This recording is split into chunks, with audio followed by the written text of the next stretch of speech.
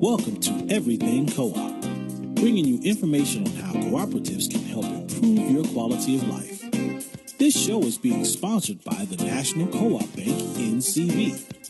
The NCB is dedicated to strengthening communities nationwide for the delivery of banking and financial services for the nation's cooperatives, their members, and other socially responsible organizations. For more information on the power of community ownership, visit ncb.coop. That's ncb.coop. Now stay tuned for your host, Vernon Oakes. Good morning, everybody. This is Vernon Oakes, your host for Everything Cooperative. And today, this whole year, the National Cooperative Business Association, CLUSA, is celebrating their 100th anniversary. They were started in 1916. And today we're going to have Mr. Bob King on. Bob, good morning. How are you doing? Great, Vernon. How are you? Fantastic. The only problem this morning, Bob, the snow it took me an hour and 5 minutes to get here, where it's normally a 35-minute ride, but I just made it into the studio. Lots of traffic still out there, the snow problem. But, I went back, Bob, and looked at bread in 1916 cost 5 cents at the beginning of the year. Amazing. And it went up to 7% by September. When I first looked at that, I'm going 5 to 7. That's not that much. But that was a 40% increase. Right. And that was a huge amount for just the cost of bread. A movie ticket was 7 cents. A home was $6,187. And a Ford cost $300. And it was down from 1910. In 1910, a Ford was $700 a Model T, and it went down to $300 because of the assembly line.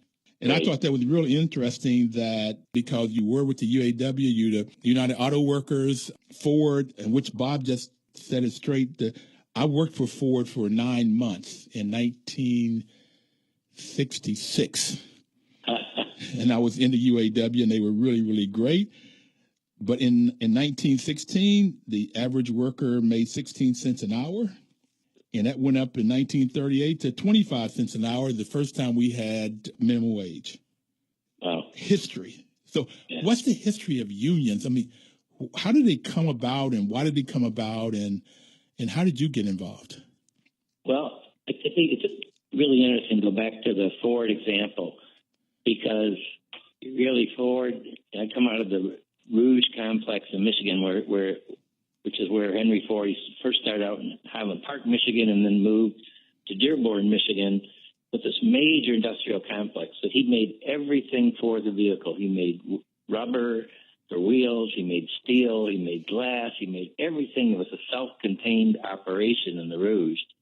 And he was a brilliant man, and the assembly line, as you said, reduced by more than half the cost of the vehicle. But employees were treated terribly.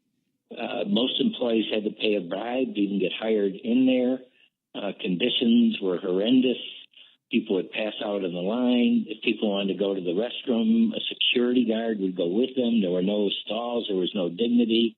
They couldn't flush the toilet until they made sure that they'd really done something. They weren't just trying to get a break. They sent security guards out to people's homes, and if they didn't like the way your spouse maintain your home, they would fire you for that. I mean, workers finally said, hey, enough is enough, and said, we have to have our organization, we have to have our voice. So they formed the UAW and began the process of collective bargaining, which is what then the UAW, the steel workers, the Teamsters, the machinists, other unions, through collective bargaining, really created the middle class in America. But, there was an old thing that I learned in high school, I think is, an absolute truth, and that is that power corrupts and absolute power corrupts absolutely. And so in society, what worker cooperatives is about, what the labor movement is about giving workers a voice and some balance of power inside corporations to make sure that workers share in the success of the corporation. We want workers to take responsibility for quality, for productivity, but we also want them to share in the success of the companies. So was it UAW forming about 1936 is my research? Right. I think my home local charter was 1934, but okay. Which is Local 600, which is a local that represents Ford and the Rouge. So are you from Detroit? I am. I'm born and raised. My dad worked actually in salary in Ford, and so we moved around to Canton, Ohio, and Chicago, and then back to Detroit. But I was born and most of my life raised in Detroit. Well, I left Bluefield, West Virginia, my home, went to Kentucky State. Kentucky State didn't have money for scholarships. I was supposed to be on a football scholarship. So I went there in 65, left there in January of 66, and went to Detroit because work was good in Detroit. Right. Worked for a month or so in the sheet metal company, and then there was an explosion. So I left there and went to Ford and worked on the assembly line and got some really great knowledge. One knowledge was I didn't want to do that kind of work the rest of my life. And the guys on the line really supported me to go back to college. Matter of fact, they almost wanted to push me out to make sure that I got back to college. But what's interesting to me, too, Tom, was that on the line that I was on, it was all blacks, and the supervisor was white. Oh, wow. Were you in the assembly plant, or were you in the foundry, or where were you? I started in the foundry. Yeah. And then I got bumped over to the assembly line. Okay. And that bumping to the assembly line was great because I think I would have stayed in the foundry. That was real easy money. I mean, it was real easy work, and there was a bonus structure in there. But on that assembly line, I got bored. I learned every job just to keep momentum and moving. But one day, the supervisor and I had a out. We had crossed paths, and I wouldn't be surprised if they wrote me up as a troublemaker. But I had told him I would learn every job and do it. And if I ever needed help, I wanted him to help me. Well, this particular day, I was feeling bad, and he gave me the hardest job on the line, which I wasn't qualified to do. And so I just started messing up, and they were going to fire me. But the line, they all quit. They set out, told them they were not going to fire me, and they brought me back. But it would seem like it was a labor versus management versus labor, and I also felt white versus black early on in the 60s. It was, like I said, it was 66. But I really enjoyed the union. The culture of solidarity is pretty amazing in the auto plants. I had the same experience when I went in there. People really encouraged me to continue my education, and they're very, very supportive. And, one of the older workers took you under his wing, or a group of them would, and invite you to have lunch with them. And that culture still exists in many ways. They also took me to their homes and fed me dinner. That was great. Amazing. And some of those houses, I was just in Detroit. My brother ended up going there and spending his whole adult life there. And I went there from Christmas to New Year's and visit my nieces and nephews. And it was amazing, the houses that you would have died for in 66 are boarded up and abandoned. The houses that they took me to, like you're talking about the middle class, moving from, because a lot of them came from up south, from down south, and would come in and then get these fine homes and move into the middle class and have education. And all of them that took me in their homes, wife and children, and they were family people. So they took me under the wings. I was all of 18. And I thought I was grown, of course, at 18. But we all did. Yeah. So how did you move up to become president of the UAW? What was that like? Well, I got out of the Army and needed to find work. I wanted to get married. I had to support a family. So I was lucky and got hired in at Ford. And then I wanted to get back into school. I completed my bachelor's degree before I got drafted to go into the Army during Vietnam. I was lucky I went to Korea instead of Vietnam, but it was during that period of time. And so when I came out, I was just finding work for a short period of time to earn some money. Mm-hmm. And then as I was working, in the facilities, people had problems. If a supervisor wasn't fair with them or something, it's my natural inclination to join in and try to help. And so I became pretty active. And then workers asked me to run for my fellow workers asked me to run for different positions. I ran for a part-time recording secretary position, and then I ran for district committee, and then gradually moved up the ladder from district to bargaining to vice president of a unit of about 4,000 members, and then president of that unit, and then president of Local 600, which at that time had like 26,000 members. then to regional director, and then to vice president, and then to president. So I had this great opportunity to work at every level of the union and really cherish my time in the union. I loved it at every position. And always, the members were always so generous. We were really active, whether it was mine workers and struggles, or steel workers, or Teamsters. We had this great history of always going to battle for other workers. And then we were very active in South Africa. Owen Bieber was the president at that time, and he was very outspoken on apartheid. He went down there himself personally a couple times. Moses Meakiso, who was the president of the auto workers and metal workers down there, I think he only survived because Owen went personally down there to intervene to stop his execution. So we would have workers from South Africa come and visit everybody who came to Detroit wanted to see the Rouge, wanted to visit the Rouge. So we had this great opportunity to expose our members to union leaders in the struggle from different parts of the world. And members were always tremendously supportive. I remember when Nelson Mandela got released from prison, was going to come to the United States, he insisted that it be to visit the auto workers and to visit plants in Detroit because of all the tremendous support he had over the years from the UAW. And that was really, really special. He came to our local union. He came and visited probably the same plant you worked in. If you worked in I don't know if you worked in the Rouge. I worked Dearborn. Yeah. So that was it. So he went and visited the Dearborn assembly plant. Yeah. And was in his first trip to the United States after he was released. Well, I would have loved to have met him, but not at the Dearborn plant as a similar person, maybe. Oh, man, you can imagine how moving it was for all the workers there. I can only imagine. Listen, we've got to take our first break, Tom. Sure. We'll be right back, everybody. We're going to talk about capital versus labor. We're going to talk about the UAW and all of the things that has been done nationally and international. Please don't touch the dial. We'll be right back after the weather and the news. 1450 WOL. You know, information is power, and that's why the National Cooperative Bank is sponsoring this program to give you information about cooperatives and the benefits of cooperatives, so that if you use that information, if you take the information that you get from this show and use the information, you could probably either start a cooperative or join a cooperative and get the power. You've talked about starting in 1934, the unions up through your history. I guess you didn't start in 1934. The Vietnam War, I really like your quote, power corrupts, absolute power corrupts absolutely.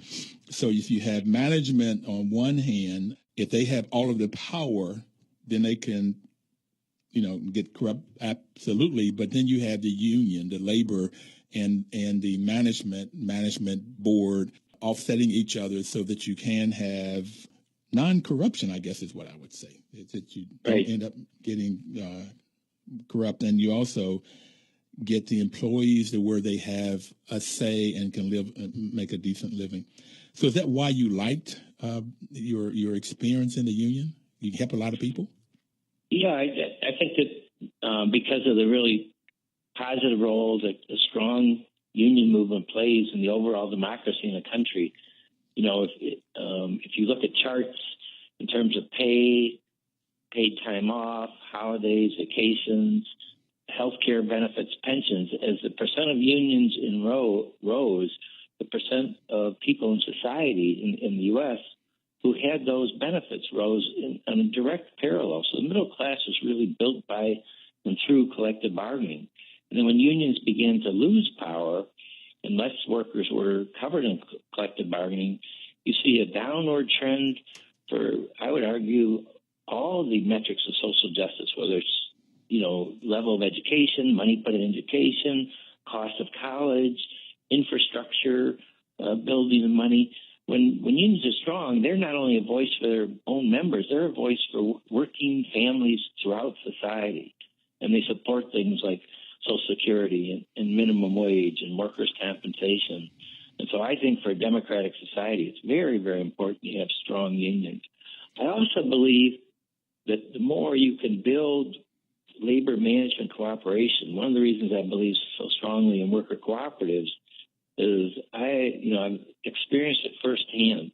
When workers have a real voice in how the assembly line runs, how a stamping plant or an engine plant runs, they make constant improvements, continuous improvements.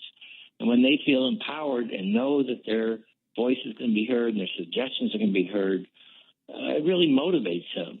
And so the tremendous success of Ford and General Motors and Chrysler since the bankruptcies has really been because of this tremendously strong commitment to working together, to collaboration. Members take very, very seriously that they want the vehicles they produce, that they make, to be the highest quality. And they want a reputation for GM workers or Ford workers or Chrysler workers, all who are UAW members. They want the public to know that they're absolutely committed to give that public the best value for the vehicle that they purchase. And that's light years of difference from 30 or 40 years ago.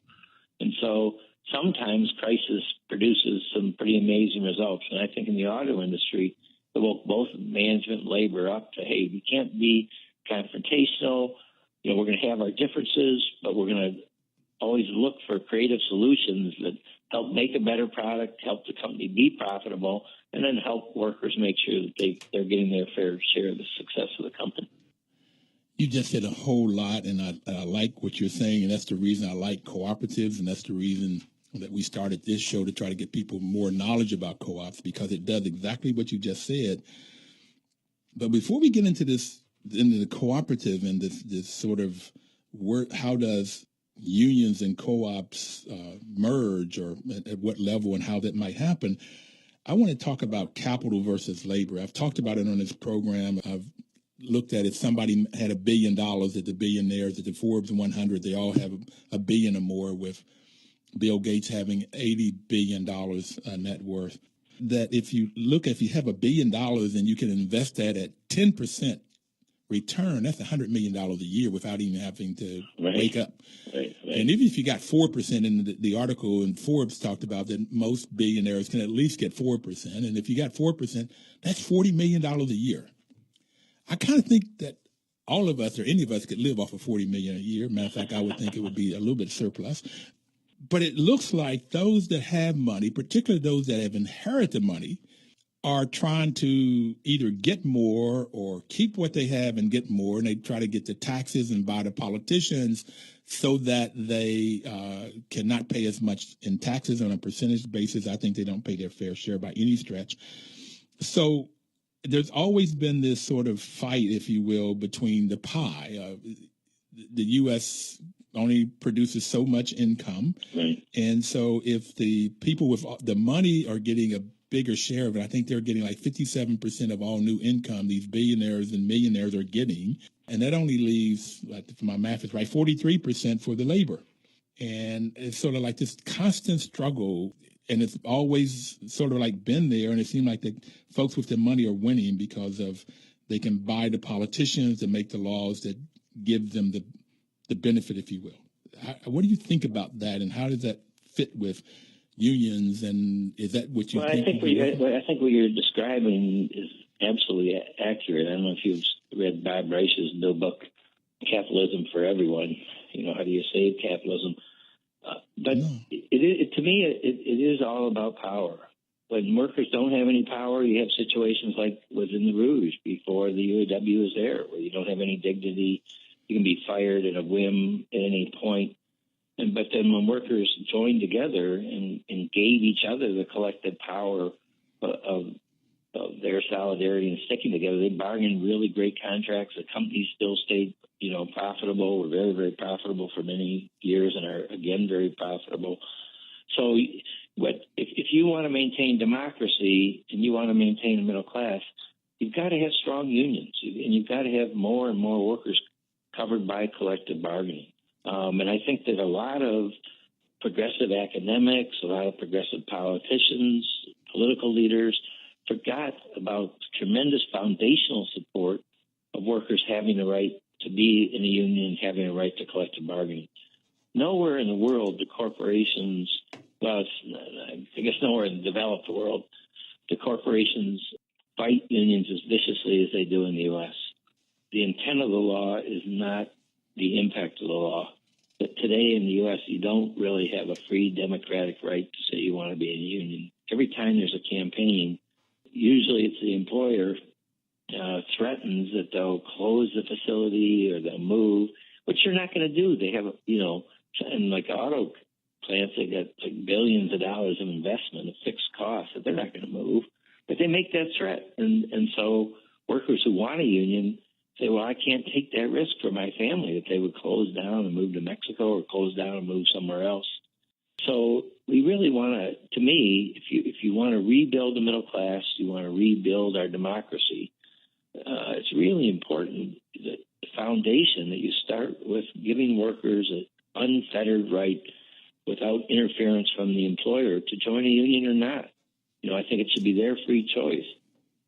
But I think that today we need to recognize there is not a free choice for workers with the kind of, really, I would call them terrorist campaigns that the employers run to stop workers from joining together. The firing of key leaders, the isolation of key leaders, moving them to off shifts, moving them to isolated areas in the facility, all the things, the threats that are made, the threats to, people's families that are made in organizing drive is pretty outrageous. And most of America isn't aware of how difficult these campaigns are and how hard it is for workers to get a collective voice under the application of the law in the U.S. And even though, President Obama's NLRB has made a number of favorable decisions, but we really need significant structural change in labor law to really give workers the right without interference from their employer as to whether or not they want to be in unions.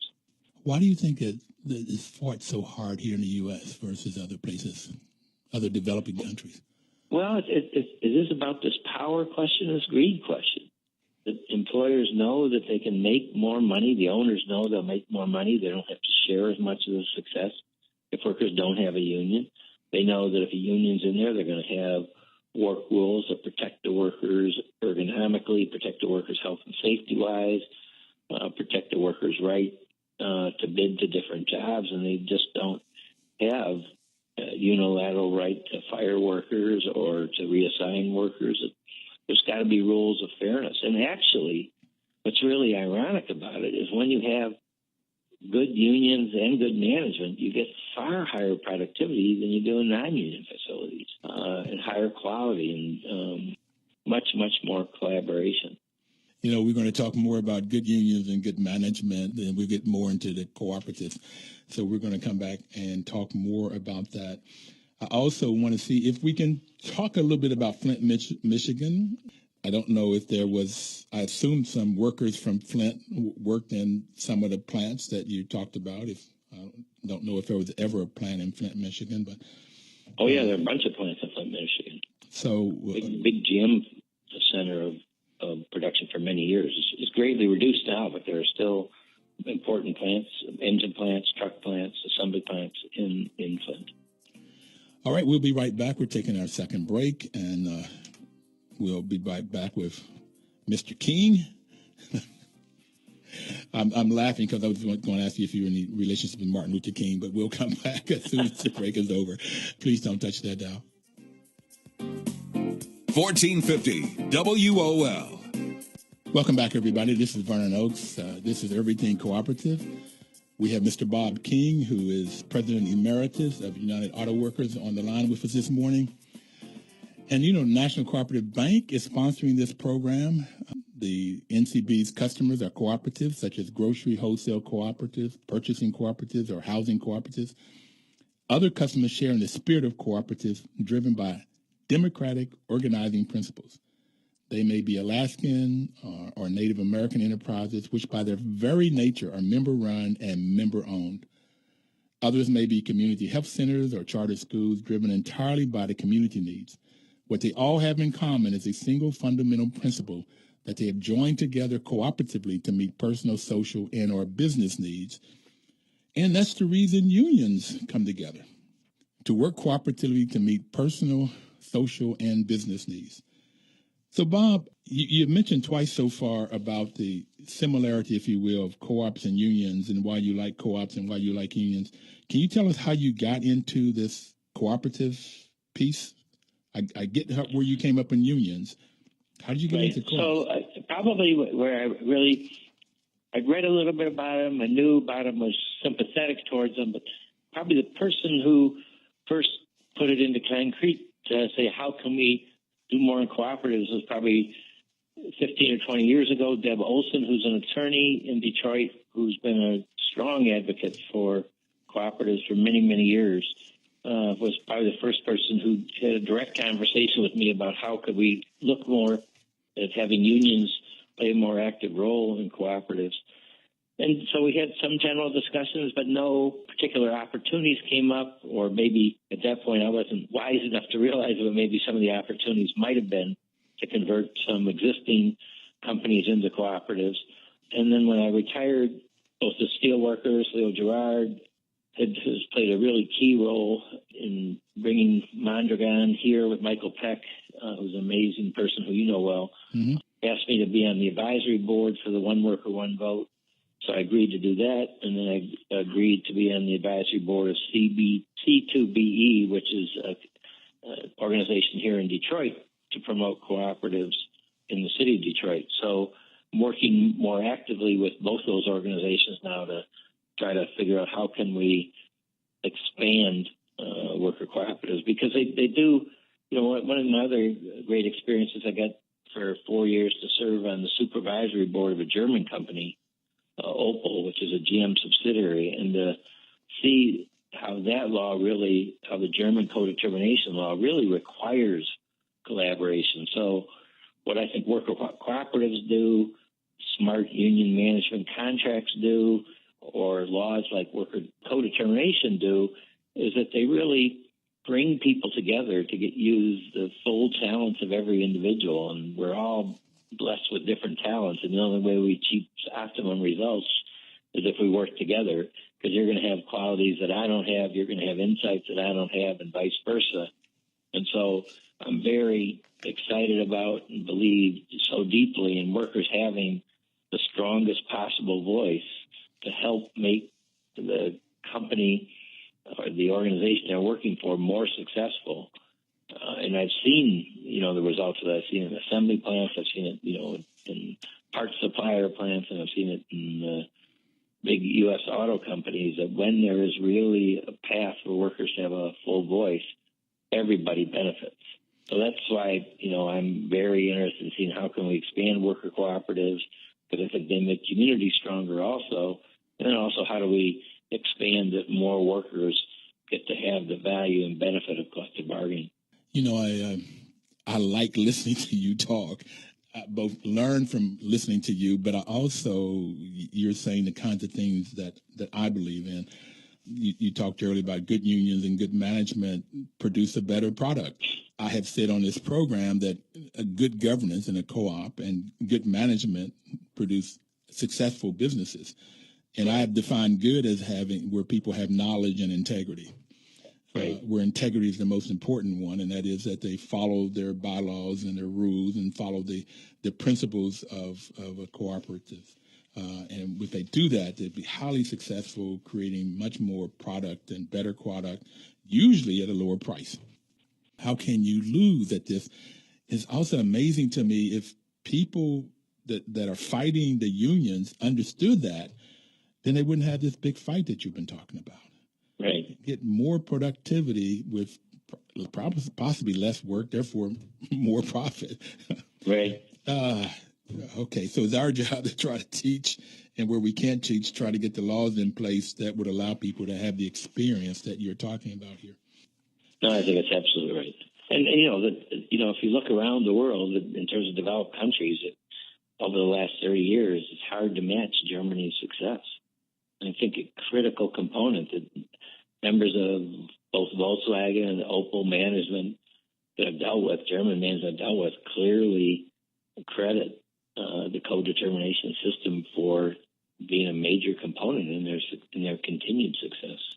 So are you saying that Volkswagen and Mercedes, the employees, the laborers, have this voice that can help the management? Yeah, and I would say that where it has worked the best, and this kind of maybe sounds contrary because of the recent, problems at Volkswagen and the false testing and emission controls, but overall, labor management worked extremely well in Volkswagen. When they had difficult times, they worked together and they figured out how to, instead of laying people off, they reduced everybody's hours, a much more community-minded way to handle downturns. And they've been really tremendously successful globally because of the collaboration. And workers having a full voice. There are equal number of labor representatives and management representatives on their board of directors. They call them supervisory boards. We don't have anything like that in the U.S. And I think that's one reason why they've outperformed us for a number of years. That would be a nice public relations spot or advertising to get that across, because it's kind of like, why does Mercedes or Volkswagen, I mean, I've owned both, right. And they just have outperformed most U.S. Now, it seems like Ford and Chevy are coming up most recently, but over the years, they have not performed as well. Well, it's interesting, though. It's an evolutionary process, but really, when we were studying the co-determination, one of the things that kind of light bulb went off, they have co-determination by law in Germany. For in the U.S. at Ford and General Motors and Chrysler, you have co-determination by contract. So you've got like 14 different joint programs on quality, on efficiency, on production standards, on ergonomics, on training, all these different areas that we've set up by contract, joint ownership and joint decision making. You have a union co-chair and a company co-chair over each of these joint areas. They work together collaboratively every day to make sure you get the highest quality product. In Ford plants, they've put quality operating specialists in every plant trained by a joint program to make sure that every day the focus stays on quality the way that it should. And those are, UAW members that have been trained or in those positions. So you can achieve the same result, I believe, my experience is by bargaining for it. And I think it's really important that, to me, it's even more important than wages and benefits in a way, because in the end, you'll get higher wages and benefits if you bargain for really collaborative management systems where everybody is committed to the success of the company and everybody works together, and you have a system to make sure that the success is shared by everybody. When I met you in Cincinnati at their union cooperative workshop this past summer, and I had one question going there is, if a worker cooperative for everybody out there is when the business, it can be any business you can think of, is owned and controlled by the workers, by the employees. So if you had the business owned and controlled by the employees, I didn't see a need for a union. Mm-hmm. And I've had a couple people on the program, Michael Peck. Yeah. Peck was one, and they were telling me that the reason, well, let me ask you, why is there a need for a union when the workers own and control the business? Because you need a system of operating in the plants. You need a system for fair promotions. You need a system for due process. If there are issues of discipline, you want a formal process for ideas or for conflict resolution. And unions and collective bargaining agreements provide a structure that allows more of the time and focus to be on producing the highest quality product. And then when there are grievances or issues, you've got a system for dealing with those. And so I think that having both a collective bargaining agreement and the worker ownership, one worker, one vote, provides for a system that will produce the most positive results. Because talking to people who've been in cooperatives, if you're really small in a cooperative, it's a different story. But if, you grow to a large size, having systems like a collective bargaining agreement that channel people's energy in the right way, and when there are problems, which there are always going to be if there are human beings involved, right? Yeah. There are always going to be some personality conflicts. There's always going to be some differences of opinion. And having a fair system that workers know is fair and that they can read the contract and say what their rights are, what their rights aren't, what they're committed to, what they're not, I think helps produce better relationships in the long run and better results in the long run. Say where two or more are gathered, there's conflict. So, okay. Right. I even have some conflict. I may have conflicts within myself sometimes even, but right. Try a marriage. And one of the problems I found with marriage is only two people, and it's awful hard to have a democracy when there's only two people. You better learn how to solve problems together. Phil Almadon and Michael Peck are the two people that have been on the show since that Cincinnati piece. And what I took away, he didn't say this exactly, so I'm going to combine what you've said.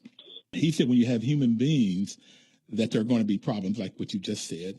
Right. But he said also this greed and power corrupts, and absolute power corrupts absolutely. So if you have management and they get more and more and more and more power, and as I've seen in housing co-ops, that's what I do for a full-time job, Bob, is I manage condos and co-ops and HOAs, but I've seen where board members will get a lot of power, particularly if they're there a long time, and then they'll do whatever they want to do. So this absolute power corrupts absolutely. So he said, at least I took away from the conversation with Phil, is that you need checks and balances. And right. The union provides those checks and balances because if the worker cannot get it up through management, then they can get their voices heard through the union, which I think it's a great way to say it. It's why we set up three branches of government in the U.S., right? Checks and balances. In human nature, you need checks and balances. We all do. Particularly with greed. Greed by itself isn't necessarily bad, but when you try to take advantage of people to get more for self, and even sometimes, like I said, if there's no integrity, you'll do things either outside of the law of the land, or you do things outside of the bylaws or your management agreement and house rules or whatever. You do things to help your mom, your sister, your brother that you can't do for everybody else, and eventually the organization goes down. It's been my experience with lack of integrity. That's my experience too. So we're going to come back and talk about Flint. We're going to take our last break. The hour goes by real fast, particularly when we're having fun. You did mention Mondragon, so I want to say this. Mondragon is about 70,000 people working in over 100 worker cooperatives in Spain, and it was a war-torn, poverty-stricken area, and now is very vibrant and prosperous with these cooperatives, and that's what bringing their policies and procedures over to help us so we can create them here. We'll be right back. 1450 WOL. Information is power. This is Vernon Oakes coming back to you with Everything Cooperative, and we have Mr. Bob King, President Emeritus for the UAW. I mentioned earlier that the NCBA is having their 100th anniversary this year. They started in 1916. Well, this year, this month of January, they've talked about history as their main theme. Next month is civil rights. UAW did a lot for African Americans and was into civil rights, supported civil rights, and also supported politicians that helped labor, or you thought maybe how did you choose which politicians to support? How did you do that? I think always based on values and based on whether they were supportive of workers' rights to collective bargaining, whether they believed in a economy and society that people shared in the success of the companies or the success of the society.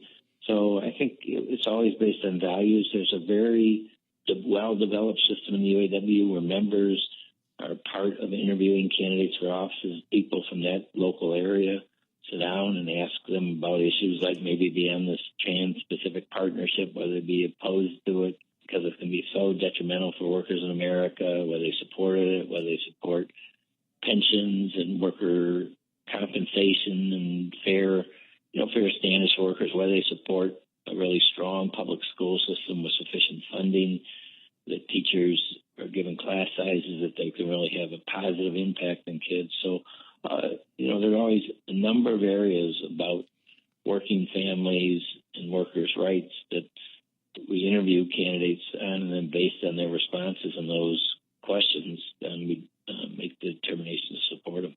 Does the workers do a vote internally to decide which one after they've talked to them? The workers have a chance to sign up to be on these interview committees, and then it goes to a larger body of people who are on their political action committees in the local unions, then are sent as delegates to a larger meeting that then votes. So representatives of the workers they're not referendum votes usually on making endorsements. Sometimes in really, big things like the presidential race, there will be a poll done of members, or there will be some kind of process set up so members can voice their opinions on it. But generally, most endorsements come through this process of interviews and then the representatives of the workers attending a large meeting and voting to endorse or not to endorse candidates. Well, several reasons I asked the question. One is I would like to see where cooperatives would maybe go through some similar kind of process to look at, because it's all the similar values. The cooperatives have values and principles, and then like honesty and transparency and self-help and accountability are some of the values. And then the kinds of things you've talked about earlier is democracy, but open membership, not related to race or religion.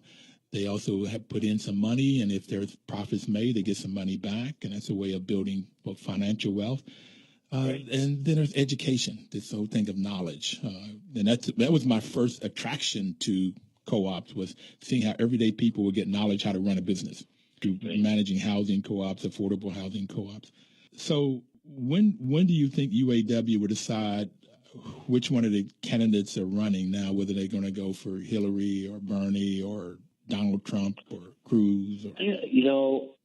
Every presidential race, it seems like it's been handled somewhat differently, depending on the candidates involved. I think that right now the UAW has not made any endorsement. I don't know if they will even make an endorsement during the primary. They may wait and try to be part of the force that brings everybody back together after the primary contest is over, and whether it's Hillary or whether it's Bernie, whoever for the Democrats, then try to reunite everybody to make a big push for what I think is a really critically important election. I think if you end up with any of the Republican candidates, you're headed down a path that really people believe in fascism. They don't believe in worker rights. They don't believe. I mean, every day Republicans are trying to take away from more people the right to vote, making voter registration harder, these photo IDs.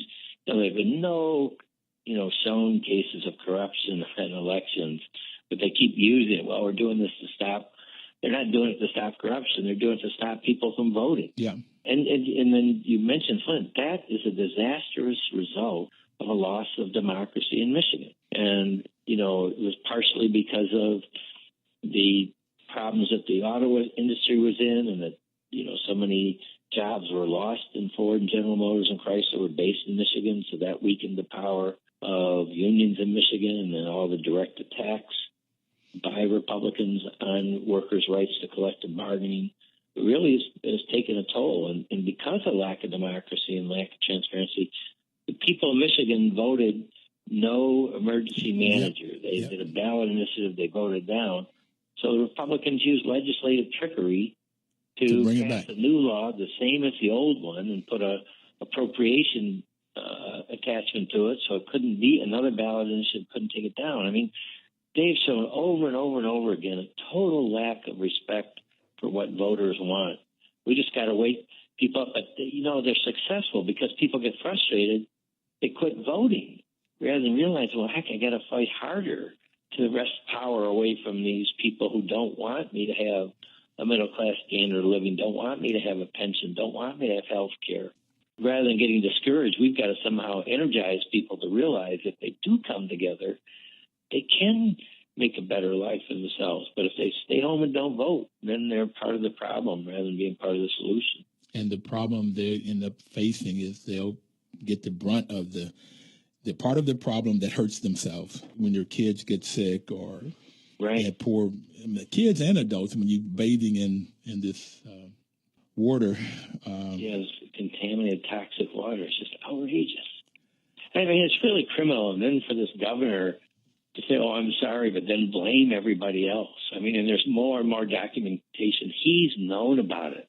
I was at a rally in Flint when he was running for re-election the governor, and there was maybe 100, 150 people there, but there were probably 20 signs up protesting the water in Flint, how bad it was. So for him to say he wasn't aware, I was there. I watched him walk by all those signs. He's known about this. And for him to be so dishonest and disingenuous and lie to people, to me, it's outrageous. I think there should be criminal responsibility. They have killed people through Legionnaire's disease that's connected to this toxic water. They've damaged kids for life. I mean, this is just so morally outrageous. And it's because they've limited democracy in Michigan. In 5 elections in a row, Democrats have gotten more votes for the Michigan House of Representatives and never had a majority because of the way districts are gerrymandered. And the Senate, Michigan Senate, is worse than the Michigan House. You know, we've got to fight to get our democracy back. And I was wondering, like, how to take the Cincinnati food hub that they have that we went out and took a look at it, how to get that in Flint. They said there's no grocery store. So it's like, how do you create a co-op, either employee-owned co-op, a worker cooperative, or a consumer cooperative where the people that buy in that grocery store would own the business and maybe volunteer in that business to get a food hub going in Flint right away. And then it's like maybe instead of like changing out the pipes, how to get some new housing there. Say it again, maybe rather than changing the pipes, what? Get some new housing. Yeah. But if you don't change it, you have to change the pipes, because new housing, if they don't change the pipes, you're still going to have that bad water. Yeah, well, I was thinking new pipes to the new housing. Okay. Yeah. new pipes to the new housing. But really, the system, they have to redo the piping in the whole system. When I looked at some of those housing, it looked at they were small and worth $10,000, $20,000, $30,000. You know, they certainly need better affordable housing too. Yeah. But the pipes, in my opinion, everything I understand, the pipes absolutely have to be changed. And Rachel Maddow had a program last night. I saw it. Yeah. We've got all this money in this rainy day fund. What more important reason could you spend that money immediately? $1.2 billion. Yeah, they should be digging up that system right today using that emergency fund. He called it an emergency in October. Human emergency in the U.S. November, December, January, almost February. 4 months he's done nothing when he called it an emergency. And like you said, he knew about it much longer than that. Listen, the time goes by quickly. We got about a minute left to go. Okay. So what message would you like to leave the audience with? Well, it's just that it is always about power, that we have to build power for working people, and we have to support workers in being part of collective bargaining agreements, having a right to union representation. If we want to spread cooperatives, if we want legislation that will support cooperatives, support public housing, support food, national health care, you need a strong labor movement. You need strong unions to help build that infrastructure to be able to do the things for justice, for social justice, for human justice that we need to do in this country. You know, I have a plug-in for when I first heard about this union co-ops, I was thinking about the Fords and the IBMs becoming owned by the workers. But also, right around here in D.C., they have a lot of research facilities that are government, sort of quasi-government. They become union. There's a lot that we can do. Thank you so very much, Bob. It's an absolute pleasure. And I'll be looking to talk to you in the future, and we'll see how we can get this done. Okay, great. Thank you. Everybody, I'll see you next week when we're talking about civil rights. The month February is Black History Month, and that's right in line with NCBA's 100th anniversary. Have a great one. Take care. 1450 WOL.